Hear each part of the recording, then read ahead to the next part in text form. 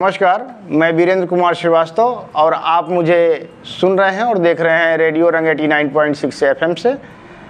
तो आज हम यहाँ मौजूद हैं डॉक्टर सुधा चौधरी के पास। और डॉक्टर सुधा चौधरी जो है यहाँ न्यू कॉलोनी में स्थित गुरुद्वारे से जब आप आगे बीआरडी इंटर कॉलेज की तरफ बढ़ेंगे तो बीच में ही है Deoria health care centre. Deoria health care centre में स्किन की और कॉस्मेटिक सर्जरी की स्पेशलिस्ट हैं। और आज हम डॉक्टर सुधा चौधरी से इन्हीं रोगों को लेकर के, त्वचा से संबंधित रोगों को लेकर के कुछ विशेष वार्ता करेंगे। तो आइए आपको भी हम डॉक्टर सुधा चौधरी से रूबरू कराते हैं। डॉक्टर साहब नमस्कार। डॉक्टर साहब आज हम कुछ आम चर्चा आपसे करना चाहते हैं और कुछ आम लोगों की परेशानियों के बारे में जानना चाहते हैं। सबसे पहले तो हम आपके बारे में जानना चाहते हैं कि आप इस लाइन में जब आई हैं तो आपके अनुभव कैसे रहे हैं? नमस्ते। आमतौर पर देखा जाता है मैम ये कि ज़्यादातर लेडी डॉक्टर जो हैं स्किन की तरफ न जा कर के गायनेकोलॉजिस्ट होती हैं, लेकिन आपका इंटरेस्ट स्किन की तरफ आया। तो आप अपने बारे में कुछ बताएं और आपको ये प्रेरणा कहाँ से मिली कि आप स्किन की तरफ जाएं, जरा इसके बारे में सबसे पहले मैं ये जानना चाहता हूँ। सबसे पहले तो आपको शुक्रिया मुझे यहाँ पे बुलाने के लिए। मैं डॉक्टर सुधा चौधरी, मैं एक्चुअली बेसिकली गोरखपुर से बिलोंग करती हूँ।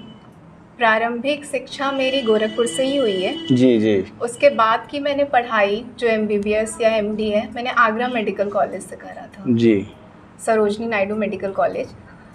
और ऐसा तो नहीं कहूँगी कि बचपन से ही ऐसा था कि डॉक्टर ही बनना है, बट एक उम्र के बाद एक जब आपके पास होता है कि आपको एक करियर चूज़ करना होता है, तो मुझे ये फील्ड इसलिए अच्छा लगा क्योंकि इसमें आपको हर एक चीज़ मिलेगी, चाहे वो आपको एक सोसाइटी में एक पोजीशन हो, चाहे लोगों के लिए कुछ करना हो, अच्छा सेवा भाव हो।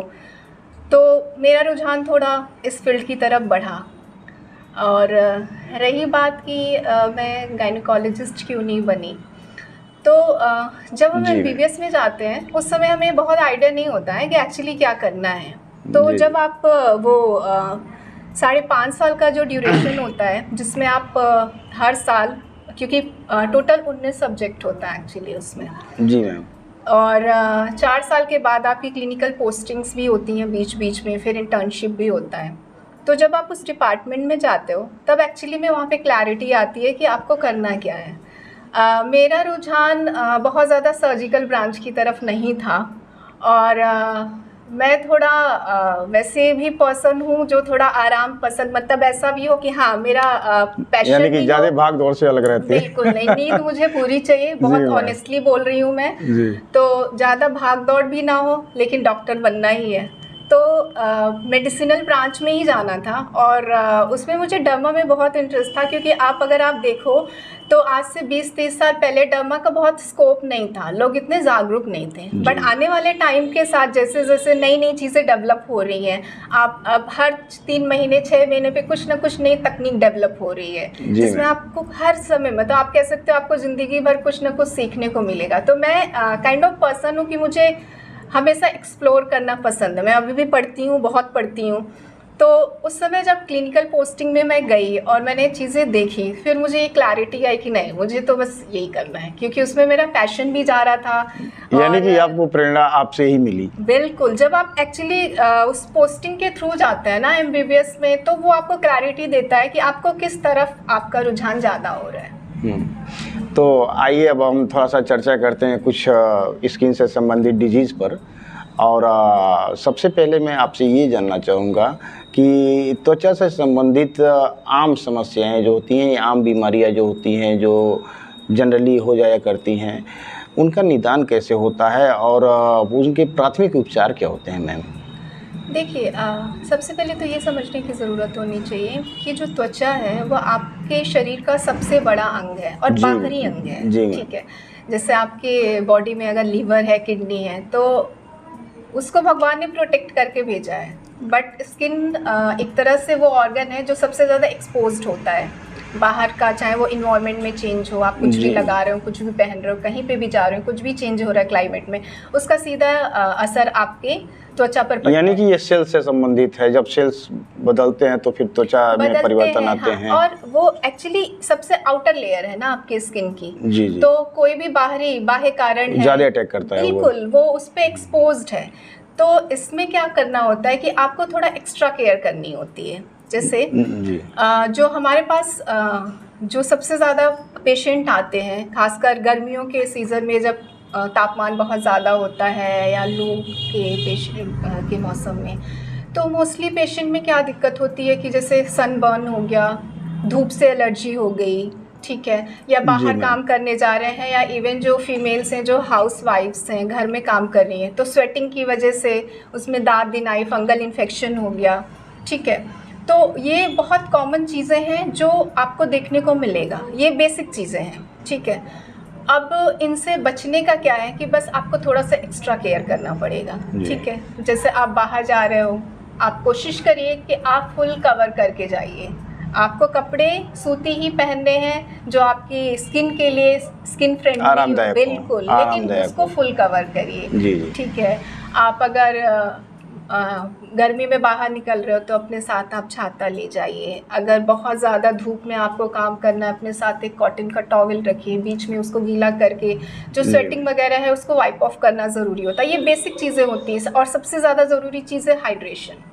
पानी खूब पीजिए, बहुत, क्योंकि आपका बॉडी जो है 60 से 70% पानी से ही बना है, और वो बेसिक चीज़ है जो हम भूल जाते हैं। तो सबसे ज़्यादा ज़रूरी चीज़ है हाइड्रेशन, प्रॉपर मेंटेन होना चाहिए, डिहाइड्रेट नहीं होनी चाहिए बॉडी।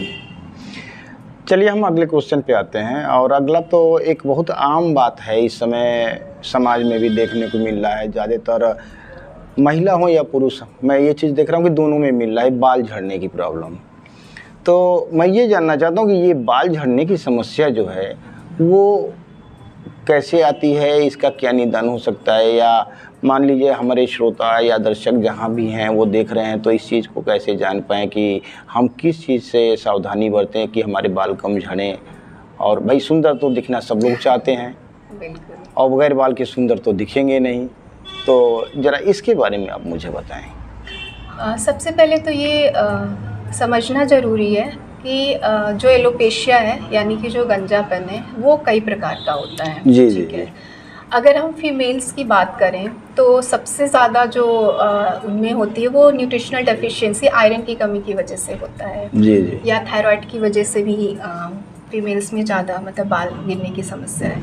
तो सबसे पहली चीज़ जो आपको क्या करनी है, अपना न्यूट्रिशन अच्छा रखना है जी, यानी खान पान। बिल्कुल, अगर आप डॉक्टर के पास आ रहे हो, उन्होंने आपको कुछ दे दिया सीरम लगाने को, कोई मल्टीविटामिन ऐड कर दी, बट वो सब चीज़ें आपको ये समझना पड़ेगा कि वो आर्टिफिशियल है। अगर आप अपने प्रतिदिन के डाइट में वो चीज़ जो जिसकी भी डेफिशिएंसी, अगर आप उसको कंप्लीट नहीं करेंगे तो वो चीज़ कैसे वर्क करेगी। तो सबसे पहले तो जो हमारा डाइट है, जो खान पान है, जैसे आपको मैं बताऊं, कई जगह मैं कैंप करने जाती हूँ और 8 से 10 साल के बच्चे आते हैं मेरे पास कि बाल गिर रहे हैं, या पेरेंट्स कभी-कभी जी यही समस्या जो आम लोगों की बातें हैं। 8 से 10 साल के बच्चे आते हैं, पेरेंट्स भी लेकर आते हैं कि मैडम देखिए ना, अभी से बात, एक उम्र हो जाता है तो बात समझ में आती है कि चलिए उम्र हो गया है, लेकिन अब बच्चों में भी ये चीज़ देखने को मिल रहा है। तो आखिर वही मैं ये जानना चाहता कि रीज़न क्या है, किस रीज़न से ये ऐसा हो रहा है कि बच्चों के भी बाल झड़ने शुरू हो जाते हैं। सबसे ज़्यादा ज़रूरी चीज़ है उनका खान पान, जो कि आजकल आपको ही पता है, यानी भरपूर न्यूट्रिशन नहीं मिल पा रहा है। कहाँ मिलेगा। आप बाहर का जंक फूड खिला रहे हो, बच्चे का पूरा पेट तो जंक फूड से भर जा रहा है, उसमें न्यूट्रिशन के नाम पे तो कुछ नहीं होता है, वो तो बस पेट भरता है। तो मेरे पास भी पेरेंट्स आते हैं, बच्चे आते हैं, मैं उनको यही एडवाइस करती हूँ कि भाई आप उनका खान पान तो सही करो। आप 8 से 10 साल के बच्चे को अभी से दवाइयों पे रख रहे हो, वो 80 साल का होगा फिर क्या होगा, क्या वो जिंदगी भर दवाइयाँ तो नहीं लेता रहेगा। तो सबसे ज़्यादा ज़रूरी चीज़ है आपको जिस पे ध्यान देना है वो न्यूट्रिशन पे। दूसरी चीज़ है कि बाहर जो इतने केमिकल्स आ रहे हैं, जो आजकल लोग डाई लगा लेते हैं, कोई भी शैम्पू यूज़ कर लेते हैं और कुछ भी हेयर जेल वगैरह यूज़ करते हैं, ये सब चीज़ें थोड़ा अवॉइड करना पड़ेगा। जी, ठीक है।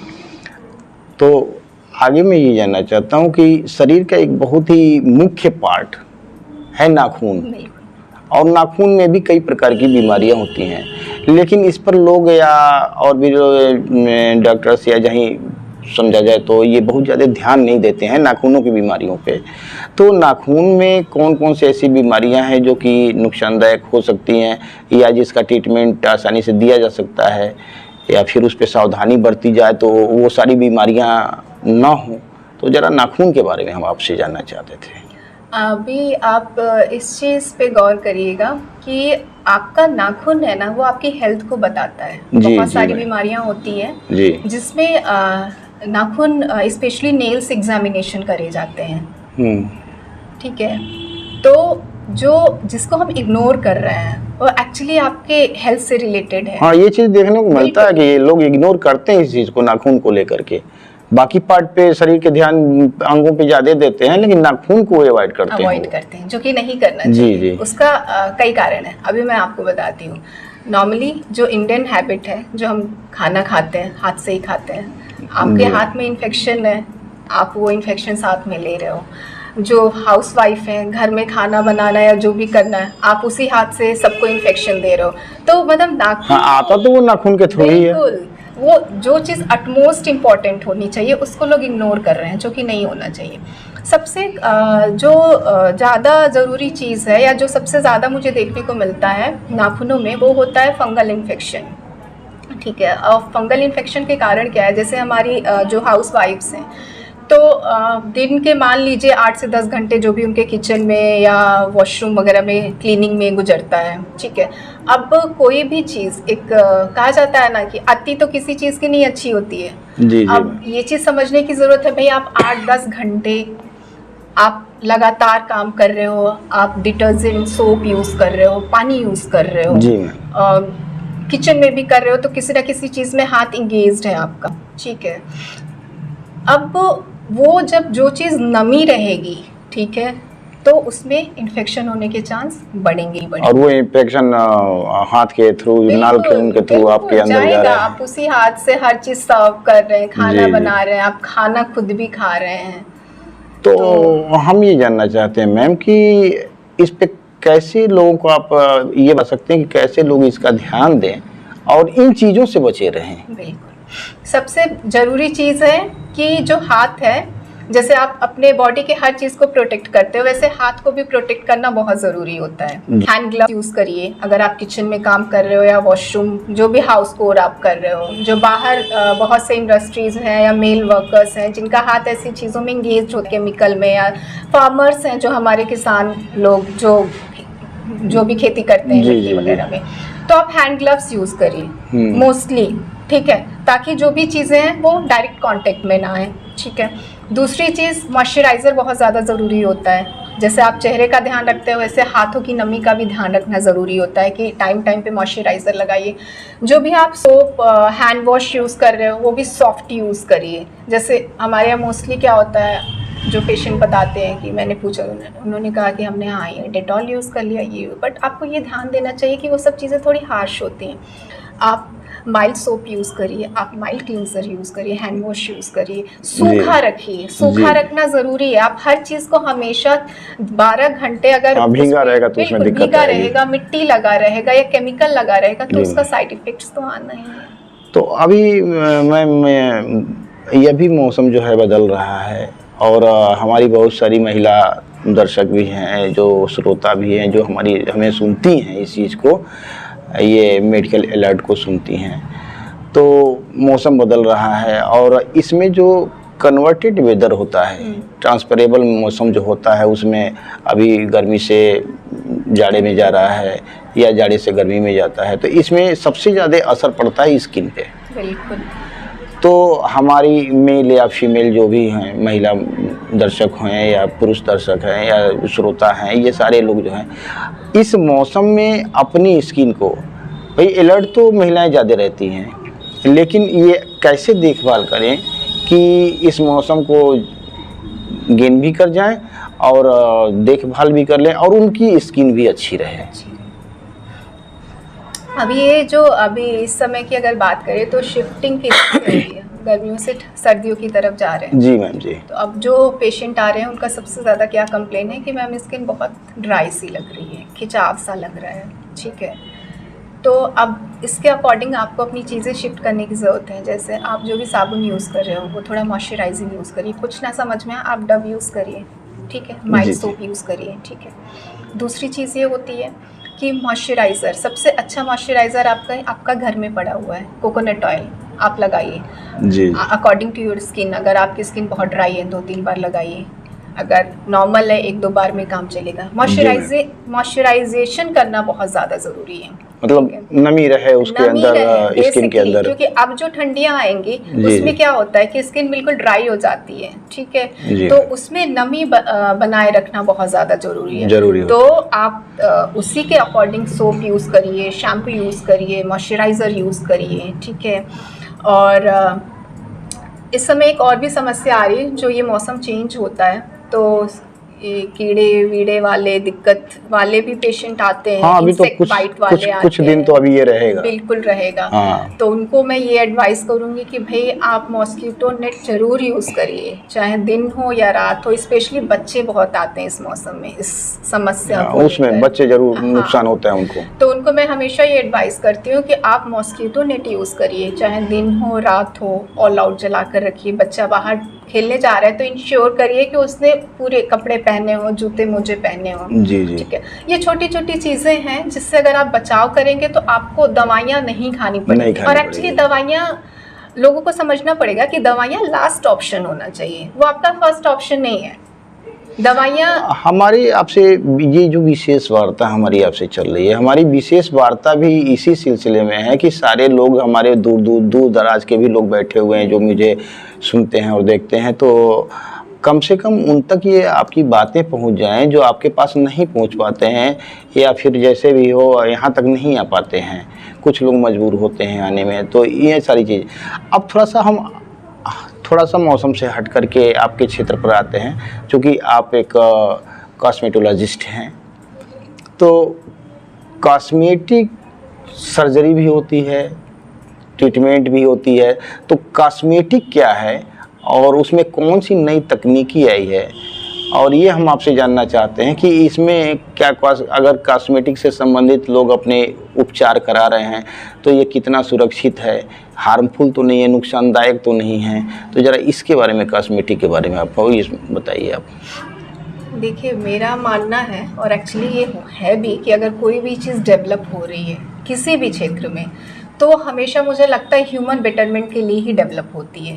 कभी भी कोई चीज़ खराबी के लिए डेवलप नहीं होती है। तो अगर कोई भी नई टेक्निक आ रही है किसी भी क्षेत्र में, चाहे वो मेरे ही फील्ड में आप कह लीजिए, वो कहीं ना कहीं अच्छी चीज़ों को और बेहतर करने के लिए ही आ रही है, ठीक है। अब वही बात आ जाती है कि उसको कितना और कब यूज़ करना है, ये मायने रखता है, और किसको ज़रूरत है वो ये मायने रखता है। जी मैम। अब किसी भी चीज़ का अगर आप ओवर यूज़ करेंगे, वो कहते हैं ना, अति तो किसी चीज़ की नहीं होती है, ठीक है, तो वो तो नुकसान करना ही है। तो जो भी कॉस्मेटिक प्रोसीजर या कॉस्मेटिक सर्जरी आ रही है, उनका एक कारण है, वो एक पर्टिकुलर चीज़ के लिए बनाई गई हैं, ठीक है। जैसे आजकल हम जो यूज़ कर रहे हैं, जैसे बालों के लिए हेयर PRP यूज़ करते हैं, ट्रांसप्लांट यूज़ करते हैं, या जो एजिंग प्रोसेस के लिए होता है हम डर्मा रोलर वगैरह यूज़ करते हैं, फिलर्स, बोटॉक्स यूज़ कर रहे हैं।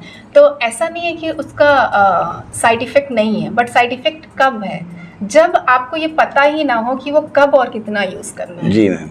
वो बनाया अच्छे के लिए ही गया है और उसके रिजल्ट अच्छे ही हैं, दैट्स वाई एक्सेप्टेंस। मतलब कि एक लिमिट में होना चाहिए, लिमिट से बाहर जब जाएगा तो वो नुकसान करेगा। पर्पस सही होना चाहिए। जी, पर्पस सही होना चाहिए। बिल्कुल। अब जैसे मेरे पास पेशेंट आते हैं केमिकल पील के लिए, जिनको मैं सजेस्ट करती हूँ। अगर मेरे पास कोई ये पेशेंट आता है, आप पीलिंग करते हैं, तो पीलिंग का मतलब क्या होता है कि आपकी जो डेड स्किन है उसको वो हटाएगा, तो एक टाइम के बाद 2-4 सेटिंग के बाद आपको एक ग्लो फील होगा। और अगर वो एक पर्पस है कि भाई आपको टैनिंग है, आपको झाइयाँ हुई हैं, तो वो समझ में आता है। अब आप मेरे पास हर 15 दिन पे इस पर्पस से आओ कि आपका कलर मैं इन्हांस कर दूं, वो कर दूं, तो उसका कुछ ना कुछ तो आप वो डेली बेसिस पे नहीं करा सकते। नुकसानदायक होगा। बिल्कुल। एक टाइम के बाद आपकी स्किन तो सेंसिटिव होगी, तो उसको कितना और कब यूज़ करना है ये मैटर करता है। होती हर चीज़ अच्छी है, ये मेरा मानना है। अच्छा मैम, ज़रा ये बताएं हमें, जैसे मान लीजिए कि त्वचा है, स्किन सब लोगों की है, तो स्किन बहुत लोगों की ऐसी है कि किसी की ऑयली होती है, किसी की ड्राई होती है, किसी की नॉर्मल स्किन है, तो जब मौसम बदलते हैं या अदर मौसम में भी ये जो है स्किन, अब इस तरह के जो जो लोग हैं जिनकी स्किन मान लीजिए नॉर्मल है तो ठीक है, चलिए चलेगा, लेकिन मान लीजिए किसी की ड्राई है या ऑयली है, तो उसकी देखभाल कैसे की जा सकती है? जो स्किन टाइप है उसके बेसिस पे अलग अलग तरीके से आपको केयर करना होता है। जैसे हम मान के चलें, आप ऑयली स्किन को देखते हैं, ठीक है, यानी कि ऑयली स्किन क्यों है? क्योंकि जो ऑयल प्रोड्यूस करने वाली ग्लैंड्स हैं आपके स्किन में वो ज़्यादा है, ठीक है। अब उसको तो चेंज नहीं कर सकते। अब चेंज क्या कर सकते हैं? अपनी कुछ हैबिट्स, लाइक अगर ऑयली स्किन है तो उन लोगों में एक्ने यानी कि मुहासे होने के चांसेस ज़्यादा होते हैं, तो उनको ऑयलिंग अवॉइड करनी चाहिए। जैसे ओवरनाइट आप बालों में तेल लगा के छोड़ देते हैं, ठीक है, क्योंकि ऑलरेडी ऑयली है, आप और ऑयल उसको दे रहे हो। यानी कि जिसकी ऑयली है वो ऑयल कम लगाएं, कम खाए। अच्छा, कम खाएं, बिल्कुल, क्योंकि वो जो स्किन में है ना, वो आपकी बॉडी की ही चीज़ें रिफ्लेक्ट हो रही हैं। आप अच्छा खाएंगे वो भी दिखेगा, आप खराब खाएंगे वो भी दिखेगा। उसके बाद फिर आपका वो स्किन टाइप के बेसिस पे डिपेंड करता है कि आप जो फेस वॉश यूज़ कर रहे हो वो अच्छा होना चाहिए। सैलिसिलिक एसिड वाला फेस वॉश हम प्रेफर करते हैं ऑयली स्किन के पेशेंट को। जो मॉइस्चराइज़र है वो बहुत लाइट यूज़ करना होता है, फिर उसके अकॉर्डिंग आपका सनस्क्रीन भी अलग होता है। अब जैसे जो ड्राई स्किन वाले पेशेंट हैं उनको इंटेंस मॉइस्चराइज़र की नीड पड़ती है और फ्रिक्वेंटली नीड पड़ती है। उनको जो हम फेस वॉश कहते हैं, सजेस्ट करते हैं, वो क्लिनजर फॉर्म में जो सॉफ्ट होता है, जो स्किन को एक तरह से नम बनाए। तो ये सब डिफरेंसेस हैं। तो मैम अभी जैसे मान लीजिए कि अब चूँकि मॉइस्चराइज़र वगैरह ये सब चीज़ों की बात हो रही है, तो बाज़ार में बहुत सारे एंटी एजिंग क्रीम वगैरह आते हैं, तो क्या वो सुरक्षित हैं जिसको लगाया जा सकता है, या वो त्वचा पे कितना प्रभाव डालते हैं मैम? देखिए, जो कॉस्मेटिक आ रहा है, जो बाजार में आ रहा है, बहुत सारे एंटी एजिंग क्रीम वगैरह मार्केट में हैं और लोग उसको खरीदते हैं, लगाते हैं, लेकिन वो सुरक्षित कितनी है, हम ये जानना चाहते हैं। जो आपका मार्केट में आ रहा है कॉस्मेटिक चीज़ें, उस पर देखिए मैं बहुत ज़्यादा तो कमेंट नहीं करूँगी, क्योंकि वो इंग्रेडिएंट क्या उसमें शो करते हैं और एक्चुअली उसमें क्या होता है, उसमें बहुत डिफरेंस होता है। जो शो करते हैं और जो बनाते हैं उसमें अब मैं यहाँ पे किसी पर्टिकुलर कंपनी का नाम तो नहीं ले सकती, बट मेरे पास हर रोज़ इतने पेशेंट आते हैं, स्पेशली महिलाएं आती हैं। उन्होंने अपने स्किन बिल्कुल ख़राब कर रखी होती है, बिल्कुल ख़राब कर रखी होती है, ठीक है। अब उसका कारण क्या होता है कि वो 1 साल से स्टेरॉयड लगाए पड़े हैं। अब स्टेरॉयड करता क्या है? जब मैं उन्हें समझाने की कोशिश करती हूँ तो उनका ये कहना होता है कि अरे लेकिन डॉक्टर साहब हम इसको छोड़ देते हैं तो दिक्कत होती है, और जब दोबारा से लगाते हैं तो ठीक लगता है। तो बात वही होती है कि मैं आपको एक उदाहरण देकर समझाती हूँ। जैसे अल्कोहल होता है, हमारी बॉडी को उसकी हैबिट हो चुकी होती है, आदत हो चुकी होती है, हमें पता होता है कि वो गलत है। यानी कि क्रीम के भी लोग एडिक्ट हो जाते हैं। एडिक्ट हो जाते हैं, आपकी चमड़ी एडिक्ट हो जाती है। आप जब वो छोड़ोगे तो कुछ ऐसा इचिंग और ऐसा लगेगा, नहीं लगा दें, क्योंकि आपने उस चीज़ को ख़राब कर दिया है। जी, ठीक है, तो वो सब चीज़ें आप बंद करिए। रही बात एंटी एजिंग, जो हमारे मेडिकेटेड आते हैं, डेफिनेटली उनका रिजल्ट है, अच्छा रिजल्ट है। हाँ, ये है कि कंप्लाइंस अच्छा होना चाहिए। मतलब आप ये मत सोचो कि हफ्ते 2 हफ्ते और 3 हफ्ते में आपको रिजल्ट मिल जाएगा। जी। आपको आपका डर्मेटोलॉजिस्ट जितने दिन सजेस्ट करता है आप उस चीज़ को लगाइए, डेफिनेटली उसका रिजल्ट है। हम एजिंग प्रोसेस को रिवर्स तो नहीं कर सकते हैं, बट चीज़ों को सेटल किया जा सकता है काफ़ी हद तक। तो मैम, जो बढ़ती उम्र में महिलाओं की जब उम्र बढ़ती है तो चेहरे पे अक्सर ये देखे जाते हैं कि दाग धब्बे झाइयाँ वगैरह की शिकायत आती हैं, तो इसको कैसे रोका जा सकता है, या इसका ट्रीटमेंट क्या है, या किस सावधानी से हम इसको रोक सकते हैं? सबसे ज़्यादा देखिए जो दिक्कत करती है, आपने कभी ये चीज़ सोचा कि चेहरे पर ही क्यों दिक्कतें हो रही हैं? क्योंकि वही एक्सपोज्ड। हाँ, कभी कभी ब्लैक स्पॉट वगैरह भी आ जाते हैं, दाने भी निकलते हैं, तो इस तरह के जो हैं, क्योंकि वही पार्ट आपका एक्सपोज है, बाकी तो आपने कवर कर रखा है, जी, ठीक है। तो अगर एक्सपोज है तो कहाँ एक्सपोज है? That means sunlight. सबसे जो ज़्यादा ख़राब कर रहा है चेहरा को वो है आपका यूवी रेज़। और आप लोगों ने भी पढ़ा होगा कि ओजोन लेयर डिप्लीट हो रही है। तो जैसे हमारे पास आते हैं वो लोग कहते हैं कि अरे 50 साल पहले तो लोग नहीं ये सब करते थे, तब भी तो चलता था। तो भाई 50 साल पहले वो चीज़ें भी तो नहीं थी, इन्वायरमेंट भी तो अलग था। अब तो हर साल ओजोन लेयर डिप्लीट हो रही है, यूवी रेज ज़्यादा आ रही है, ठीक है। वो यूवी रेज ही सबसे ज़्यादा डैमेज करता है चेहरे को।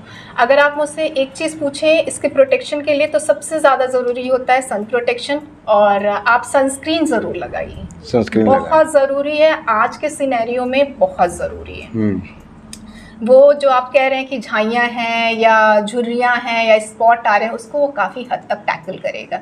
और सनस्क्रीन ऐसी चीज़ नहीं होती है कि आपने लगाया हफ्ते 2 हफ्ते आपको कोई रिजल्ट दिखेगा, बट हाँ आप उसको 1-2 साल अपनी रूटीन में लाइए, ठीक है। जैसे आप साबुन यूज़ करते हो, फेस वॉश यूज़ करते हो, वैसे उसको आप अपनी रूटीन में लाइए। कैसे यूज़ करना है वो पता होना चाहिए, ठीक है।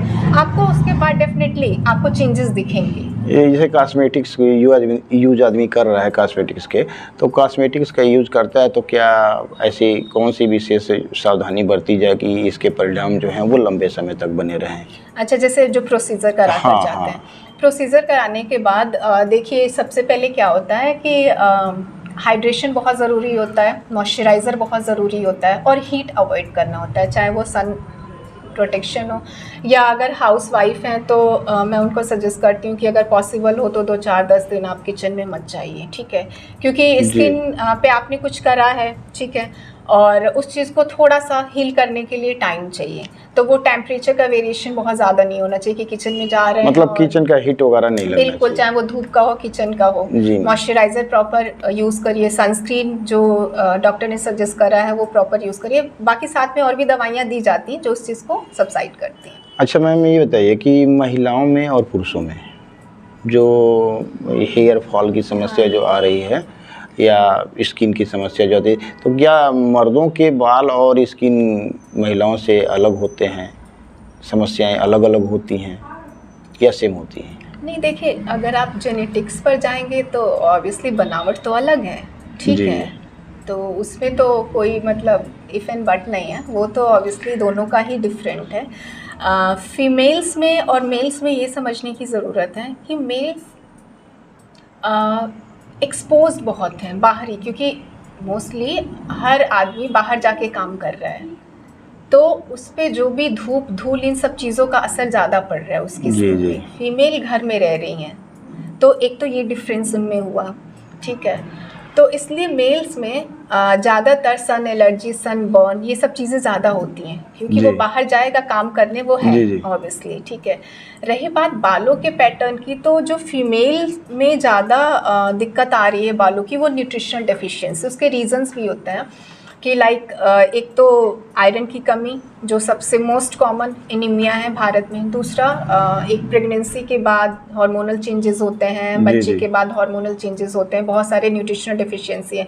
और ये भी एक रीज़न होता है कि हमारे मोस्टली इंडियन फैमिलीज़ में जो फीमेल्स होती हैं वो, ये तो आप भी मानेंगे कि घर के लोगों को सर्व करते करते कहीं ना कहीं खुद के न्यूट्रिशन को भूल जाता है। तो वो एक सबसे बड़ा समस्या है। मेल्स में ज़्यादा समस्या क्या है, जो जेनेटिक्स है। जैसे आपने देखा होगा कि आगे से ज़्यादा बाल जा रहा है, बीच से ज़्यादा जा रहा है। न्यूट्रिशनल रीज़न उनमें है, बट न्यूट्रिशनल रीजंस ज़्यादा फीमेल्स में है, ज़्यादा फीमेल्स में, क्योंकि कहीं ना कहीं वो खाने पीने पे अपना ध्यान ही नहीं दे रही। वो मतलब कुल मिला जुला करके न्यूट्रिशन से संबंधित ये मसला है कि न्यूट्रिशन को अगर मेंटेन रखेंगे तो ज़्यादातर आपकी स्किन वगैरह और हेयर वगैरह सब सही अच्छा रहेगा। अब उसके बाद जो चीज़ें होती हैं भाई, जो आपके हाथ में, चलिए ये तो मैम, ये तो मान लीजिए कि बड़ों की बात हो गई। बच्चों की त्वचा का कैसे देख रेख किया जा सकता है? जैसे भाई छोटे बच्चे हैं, उनकी त्वचा में भी दिक्कतें आती हैं, तो उनकी देखभाल कैसे की जा सकती है या उनकी समस्याओं का निदान कैसे किया जा सकता है? सबसे पहले तो ये समझना ज़रूरी है कि बच्चों की स्किन और हमारी स्किन में बहुत अंतर होता है। जी जी मैम। अब जैसे आप समझ लो कि बच्चा अगर सॉफ्ट है, नाजुक है, सेंसिटिव है, तो उसकी स्किन भी उसी के अकॉर्डिंग होगी।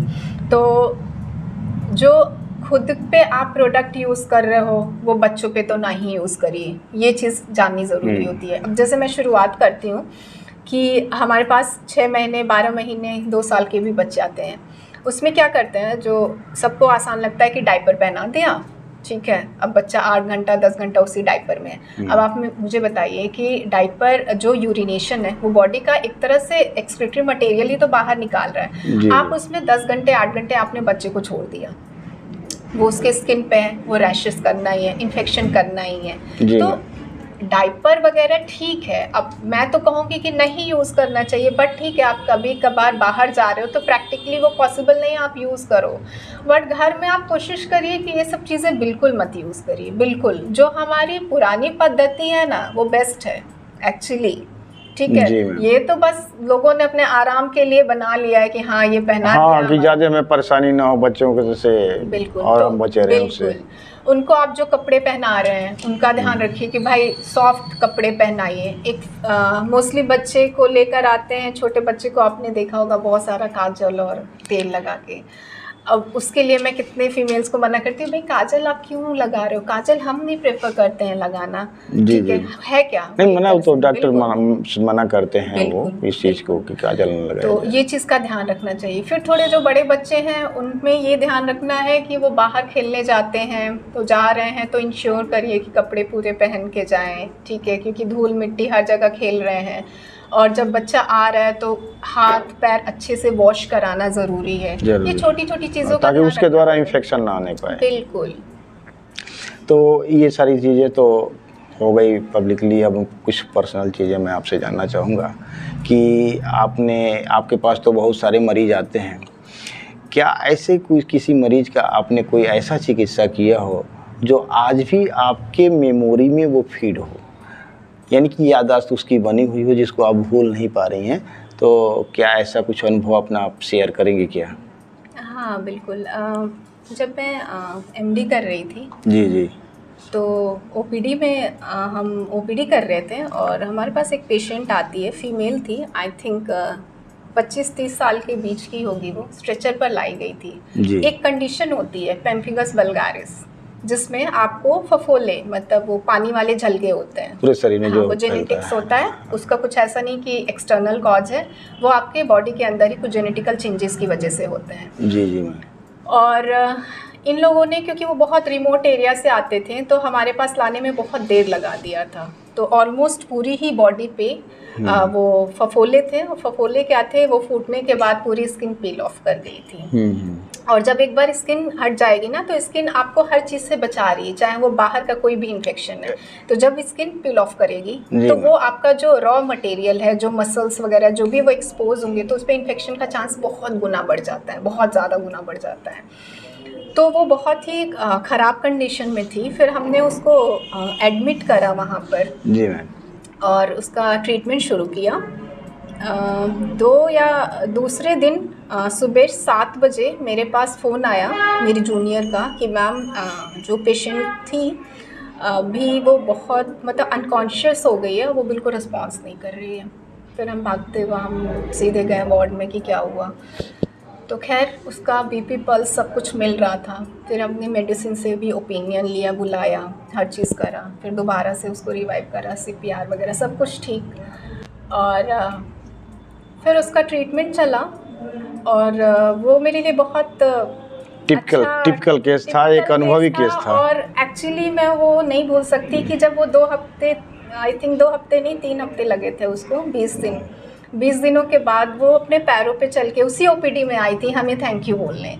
और वो मतलब मोमेंट में नहीं भूल पाऊँगी कि वो मेरे लिए बहुत सेटिस्फैक्ट्री था कि मैंने उस पेशेंट को अपने पैरों पे जाते हुए देखा। और एक्चुअली एज अ डॉक्टर शायद ये सबसे खुशी का पल था मेरे लिए। तो मैम अब आपसे हम चाहेंगे जाते जाते कि आप हमारे जो दर्शक हैं, जो श्रोता हैं, हमें जो सुन रहे हैं और देख रहे हैं, उनके लिए कुछ स्पेशल टिप्स अगर देना चाहें तो आप मुझे ये ज़रूर बताएं इस चीज़ को। सबसे पहले तो आप लोग इस चीज़ का ध्यान रखिए कि मार्केट में कोई भी चीज़ जो आती है जी उसको बिना किसी डॉक्टर के एडवाइस के मत यूज़ करिए। नहीं, बहुत सारे ऐसे क्रीम वगैरह हैं जो टीवी पे भी प्रचार पे आते हैं, देख करके लोग खरीद लेते हैं। क्योंकि आप कुछ मत करिए वो बेहतर है, लेकिन कुछ गलत लगा लेंगे वो नुकसान करेगा। आपका चेहरा सबसे प्रीशियस होता है, चेहरे की स्किन सबसे सेंसिटिव होती है और सबसे ज़्यादा एक्सपेरिमेंट आप लोग चेहरे पर ही करके आते हो। तो अगर कोई भी कंसर्न है, आप जाइए पास के डॉक्टर से मिलिए, उनसे पूछिए, वो एडवाइस देंगे, उसके अकॉर्डिंग चीज़ें यूज़ करिए। जी जी। न्यूट्रिशन अच्छा रखिए, हाइड्रेशन प्रॉपर मेंटेन करिए, बाहर जाइए तो मैंने जैसे बताया सनस्क्रीन यूज़ करिए, प्रॉपर कवर करके जाइए, धूप धूल से इन सब चीज़ों से बचिए। ये बहुत छोटी छोटी बेसिक चीज़ें हैं, अगर आप ये करते हैं तो मोस्ट ऑफ द टाइम बहुत सारी बीमारियों से बच सकते आपको हैं। होंगी ही नहीं, आपको हमारे पास आने की ज़रूरत ही नहीं पड़ेगी एक्चुअली। तो थैंक यू मैम, आपने समय दिया हमारे श्रोताओं के लिए और हमारे दर्शकों के लिए, इसके लिए आपको बहुत बहुत धन्यवाद। और आप मुझे देख रहे थे और सुन रहे थे रेडियो रंग 89.6 पर और देवरिया की तीसरी आँख से। तो आज सुधा चौधरी जो स्किन की स्पेशलिस्ट हैं और डर्मेटोलॉजिस्ट भी हैं, तो इनसे हमारी विशेष वार्ता चल रही थी। नमस्कार।